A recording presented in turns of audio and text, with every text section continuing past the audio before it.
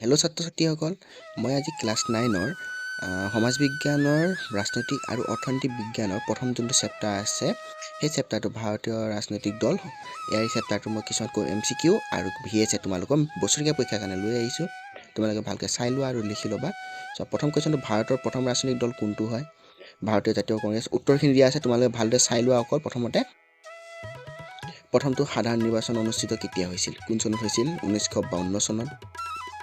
তোমালোকে লিখি ল'বা, এটা এটাকৈ তোমালোকে ভালদৰে লিখি ল'বা। শিৱসেনা কোনখন ৰাজ্যৰ আঞ্চলিক দল হয়? মহাৰাষ্ট্ৰৰ হয়। এটা এটাকৈ ভালকৈ লিখি লোৱা। কোন ৰাজ্যত বহুদলীয় শাসন ব্যৱস্থা আছে?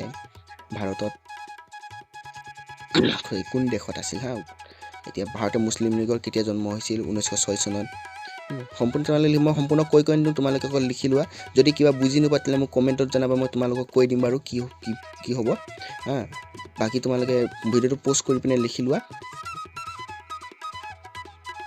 এতিয়া খালী ঠাই কিছুমান চাই লোৱা। এইখিনি খালী ঠাই সেইটো চেপ্টাৰৰ পৰা মানে এইখিনি আহিব পাৰে, মানে কোনো গেৰাণ্টি নাই যে আহিব নাহিব, কিন্তু তোমালোকে চাই যোৱাটো ভাল। মানে আহিও যাব পাৰে, কোনো গেৰাণ্টি নাই, কাৰণ এইবোৰ চব ভিতৰুৱা কুৱেশ্যনো দিয়ে এবাৰ, কাৰণ ভিতৰুৱা কুৱেশ্যন বহুখিনি আহিছে।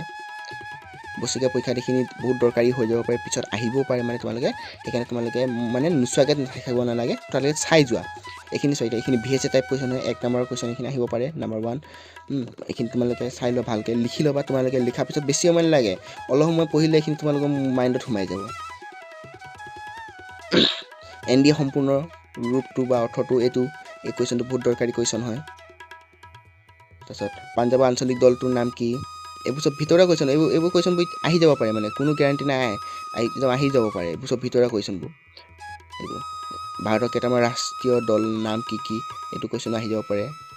এইখিনি যদি তোমালোকে চাই মোৰ ভিডিঅ'টো ভাল পালা, তেন্তে চেনেল ছাবস্ক্ৰাইব কৰি লাইক কৰি দিবা। আৰু তোমালোকে সম্পূৰ্ণ লিখি ল'বা। যদি কিবা বুজি নাপাবা মোক কমেণ্টত জনাবা। Thank U.